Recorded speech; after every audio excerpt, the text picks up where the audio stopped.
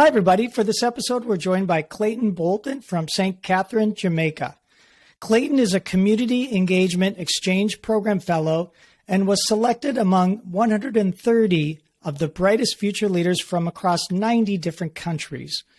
Currently, he is working at Boulder Options here in Minnesota, learning new skills and gaining new ideas every day as part of his fellowship. Clayton, thanks for being our guest on The Passionate Youth Worker. It is great to be here, and thank you very much for hosting me. I really appreciate the opportunity. First of all, Clayton, congratulations on your fellowship. I have to tell you, being selected from all those different countries and all the different people that are competing for that is really cool. So congratulations on your fellowship. And I'm wondering, how did you first learn that this fellowship opportunity was available? And what was the process like to get selected? Was it quite a rigorous thing that you had to go through? The selection process was very competitive. Yes.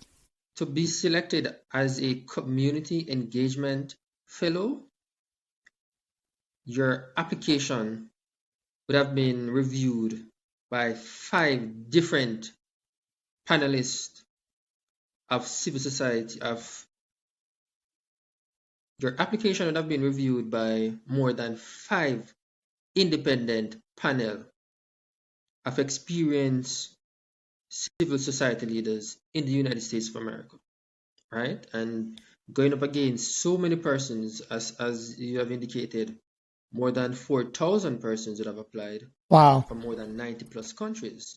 Yeah. But only 130 was selected to participate in this fellowship. Yeah. What about this fellowship? I am interested in seeking opportunities outside of my country, and hence I would have gone on the internet and see and search for opportunities outside of Jamaica. And given that I am somewhat competent and experienced, given that I have a bachelor's degree in public policy and management from the University of the West Indies, and currently pursuing a master's degree in international public and development management, and I would have done extensive work in youth engagement, I was confident that if I applied for the fellowship, I'd be very competitive. The process, as I said before, the process was very competitive. You'd have to submit an application. You'd have to submit a series of essay type questions, and you'd have also had to complete 3 separate interviews for the semi-finalist stage and also the finalist stage. So the panelists has a complete understanding of each applicant based on the responses given. Yeah. Well, that's quite a process to have to go through, and I am amazed that you were selected, and it's just an honor to meet you because you were selected as one of the brightest leaders, and clearly they see a lot of potential in the work you can do with young people back in Jamaica when you get done with your fellowship. How did you learn about this opportunity? Were you seeking it out, or did somebody just tell you about it, or how did you find this great chance to do this? I'm a person that set goals. Right, and one of my goals was to achieve a fellowship outside of my country. Got it. So it was very intentional. So going online, seeking opportunities, I know exactly what I'm looking for, and that's how I come up, and that's how I become aware of the Community Engagement Exchange Program. And I looked at the requirements in terms of qualification and the skill sets required. And I had all the skill sets and also the academic qualifications. And hence I make an application and was confident that I would be selected. I was confident that I would be selected. That's one of the things, as we've gotten to know each other, Clayton, I can tell you have so much confidence and so much faith in you and your abilities. It's admirable how confident you are, and yet you grew up with not a lot of opportunities. You're just very resourceful. Where do you think that ability to just seek out opportunities comes from? Where's this drive that you have to make yourself better and to make the world better? Where does that come from? It comes from wanting better for myself, wanting better for my family, especially my smaller brother. Oh, I mean, I have to lead by example. I'd have to be that role model that he can look up to and aspire to become. I'll have to go out and have meaningful experiences, right? And to demonstrate personal qualities that is fit for him to adapt and also, display behaviors and attitudes that is fit for him to adapt also, right? So I said before, it's about wanting to lead by example and wanting better for myself and for my family. that is so great. And you clearly are leading by example, no doubt about it. How old is your youngest brother? 11, my youngest brother is 11 years old and he attends the Charlie Mount High School in Jamaica, just in 7th grade. Gosh, he's really young yet. And what does he think about you living here in Minnesota and achieving? You've got a bachelor's degree. You're in your master's program right now. What does he say about all this? Is he like kind of in awe? And is it giving him inspiration to maybe follow in your footsteps? He is indeed inspired. He is indeed inspired. He's very excited about the opportunity, and I would have had conversations with him prior to coming to the US. And we agreed that I'm going to work with him, and at the end, I can guarantee that he will accomplish 10 times more than what I have accomplished, given that I'd have done all of this without much support and much guidance in terms of having a role model in your immediate circle. Right? So he's inspired and he's looking on, he's amazed, and he indicated to me that he's willing to work with me to ensure that he achieve 10 times more. That is so cool. What a great role model you are. Maybe we'll have your brother on The Passionate Youth Worker someday. Someday, 2035. Yeah, it'll take a long time.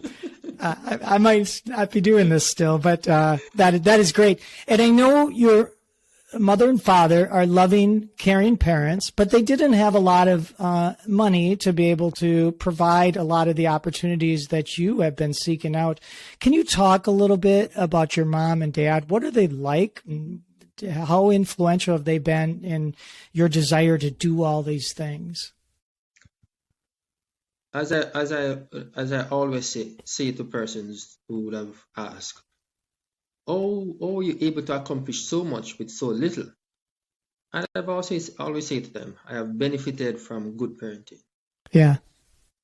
I'm very lucky to have a very great mother and a very great and supportive father, right?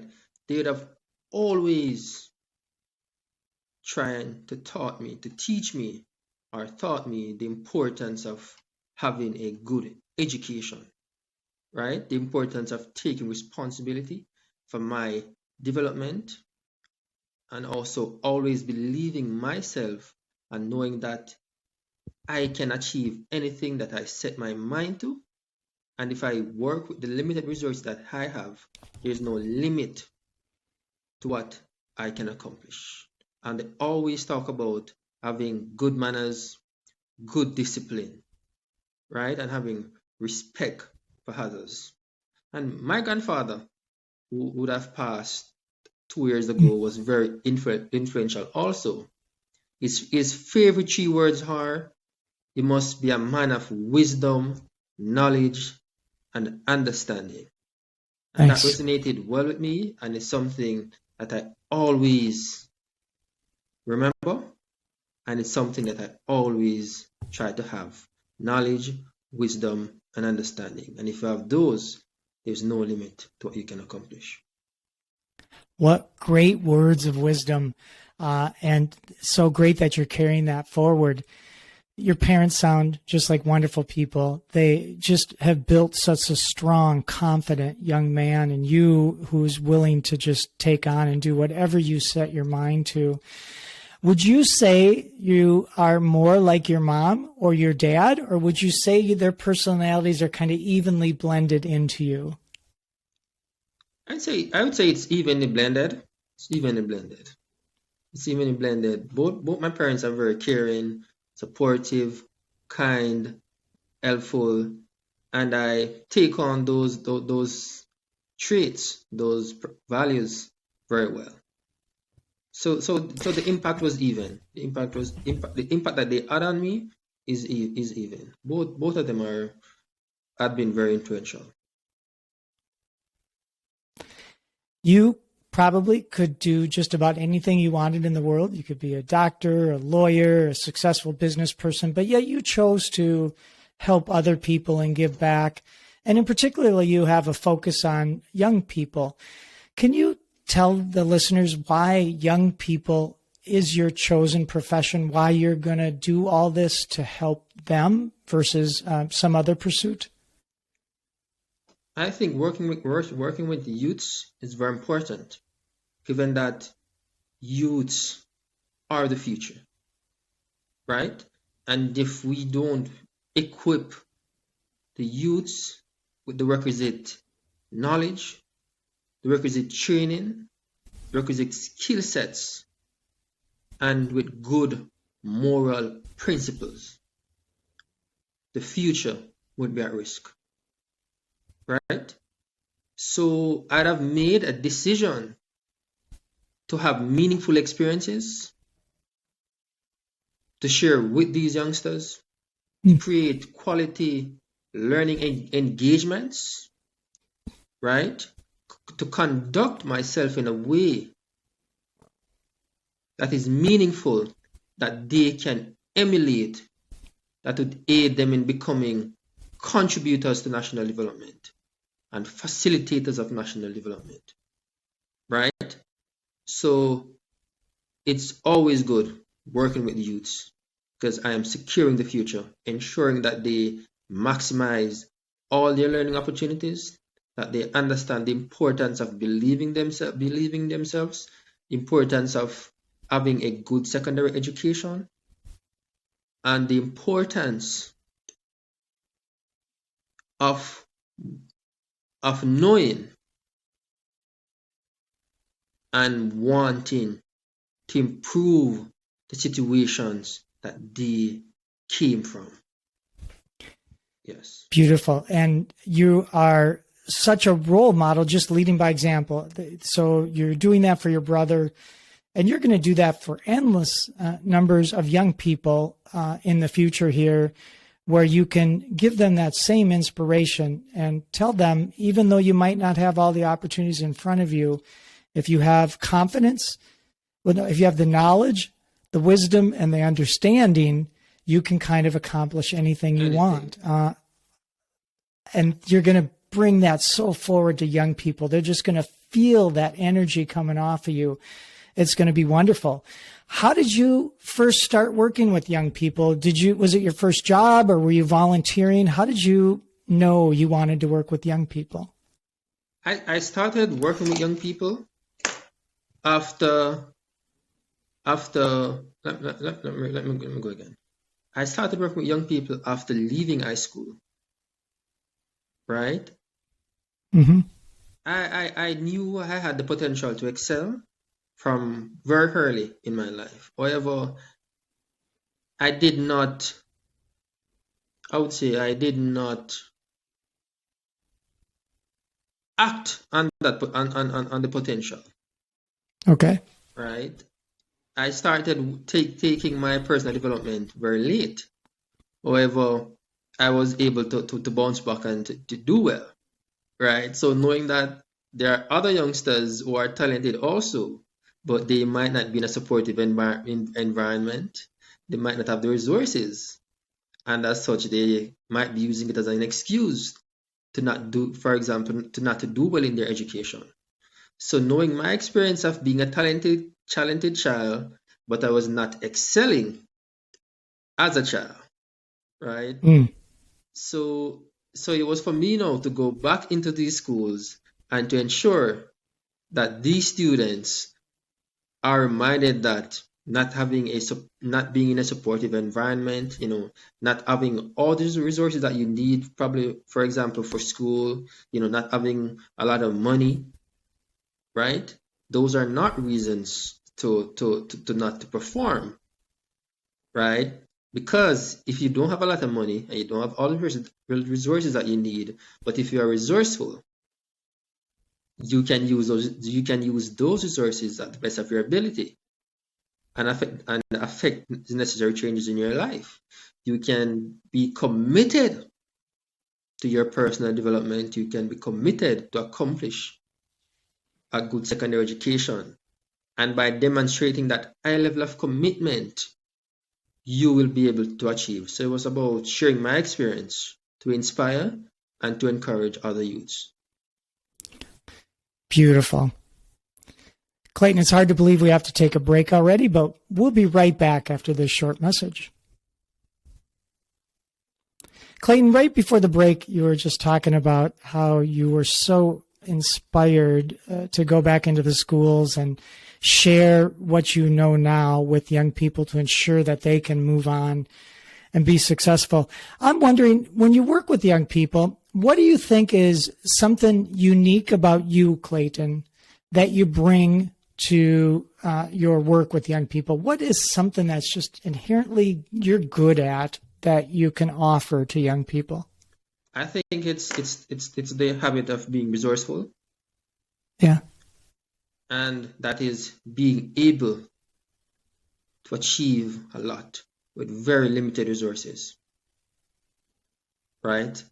And I'm able to practically demonstrate, right? Practically demonstrate that you can accomplish so much with very little resources, but you must be committed to your personal development and be willing, as I said before, to work with the limited resources that you have to achieve what you want and to affect necessary changes in your life. You are so spot on. And I think that when you talk about your personal development, I know you are always continuously growing, always stretching your limits, trying to get better as a person in both professional and just your human side of you as well. Clayton, what is one thing you're working on now about yourself that you're trying to learn or improve and get better on? Currently, I'm trying to improve my public speaking ability. Given the work that I want to do, it's critical that I master the skill. And hence, I am making the most of every opportunity to engage others, whether it's through radio, television interview, or in person. I'm looking for opportunities to speak because I can only improve my public speaking ability by speaking and practicing and doing it repeatedly, right? So that is something I'm currently working on to make it better. Yeah. Well, I'm convinced you're going to get very good at it, and you're doing a nice job with this podcast right now. Perfect. You're expressing yourself very well. Yeah. It's growth. Can only get better. Can only get better. Yes, for sure. I agree with that. I would say that I am continuously working on my speaking skills, and I think I have improved, but I got a long ways to go. I know that for sure. Same for me. Yeah. What is the biggest challenge in your life so far, Clayton, that you've been able to overcome? One particular thing, maybe I know you didn't have a lot of resources. We've kind of talked about that, but is there like a situation, maybe something that happened that you had to prevail through? Is there something like that that you would say has been your biggest challenge?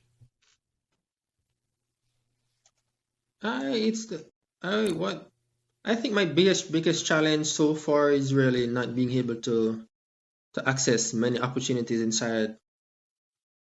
Not I think the biggest challenge is not being able to access a lot of opportunities.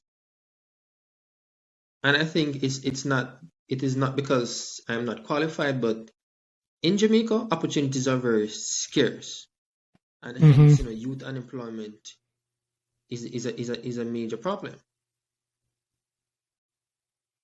So I would say youth being able to access other opportunities inside of Jamaica would be my biggest challenge. However, I'd have overcome that by seeking opportunities outside of the country, and hence why I'm currently in the United States of America as a community engagement exchange fellow. Getting having a meaningful experience, and also being able to learn project management of the University of St. Thomas, right? Yes. So that is it.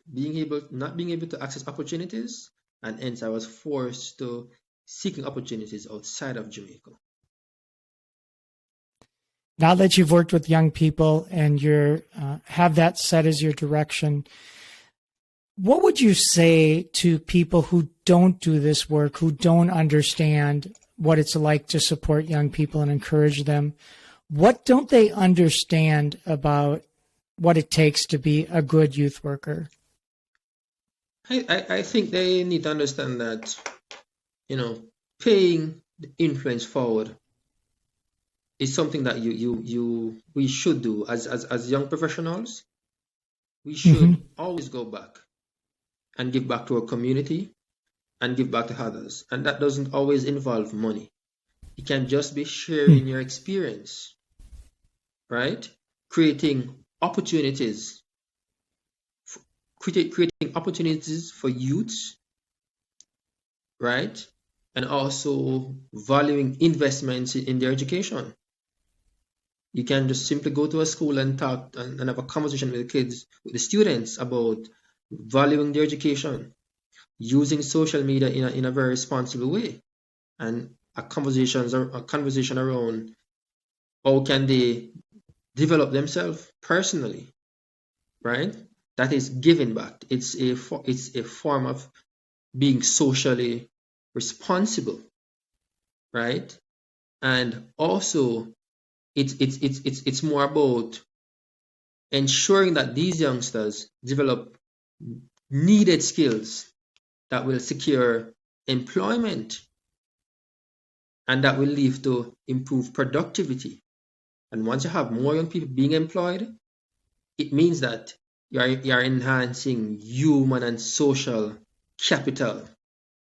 And that in itself can resolve issues such as poverty, crime and violence, unemployment, juvenile delinquency, teenage pregnancy, because you simply go back and meaningfully engage these youngsters, right? And steer them in a, we'd say, right direction then, to secure a better and a brighter future. Yes, it is important that everybody gives back in some way, in some capacity. Here's what I still don't understand about you, Clayton, and I want to get it. You could do anything that you wanted to, but yet you chose to give back. You chose to choose service. You could have made a lot of money. You could have done a lot of different things, but you're committed to giving back and helping others. That value, that humanistic approach that is so central to who you are, where did your parents teach you that, or do you think it's just you were born with that innate ability that says my role in this world is to serve others? Where does that come from? I think it's inherent. I think it is who I am. Hmm. The decision to work with youngsters, to go into service, providing service to my community, engaging students in meaningful way, it's natural. It's something I'm very passionate about, and it's something that whenever I engage and whenever I do it, I felt inner peace, I felt comfort, right? And I'm happy. I'm happy. As I always say to people, it's always a joy for me to see students and youngsters excelling in whatever field they choose, right? Yes. So it's something I'm always passionate about. That is the home run of an answer about what makes a good youth worker. It's just inherent that you want to help other people. There's no other reward bigger than seeing a young person take on a challenge and succeeding. And you want to do that at such a large scale. You want to help so many people. It's inspirational, Clayton, what you're doing. And I am grateful that you are doing it. So I have just one more question, and we're almost near the end of our time together already, believe it or not. But how would you define success in working with the young people? At what point could you say I was successful with that young person? First, I'd have to look at their behavior. If the behavior has changed, right? Mm-hmm. As this child or student adopt a positive behavior. For example, do they start to wear the uniform properly? Does this student start to take their learning and their education more seriously? And also whether or not they would have now started to accept personal responsibility for their development. If they understand that education is very important, and as such they must maximize all their learning opportunities, right? And you can also look at the feedback that you get from these students. Whenever I had sessions in schools, especially at my alma mater, St. Mary's College, always to excel St. Mary's College, right? Always representing my high school or my alma mater also. Whenever I go there, students are saying, sir, me glad you come. Nobody never talk to us yet. Everything what you say are true in Patois. Everything what you say are true, and they follow me the entire day because all that I have said makes sense, and it gives them a new perspective. And it also, just by me sharing my experience, they have an idea that guess what? All you simply need to do is believe, work hard, and be resourceful, and try to be the best at every single thing that you do.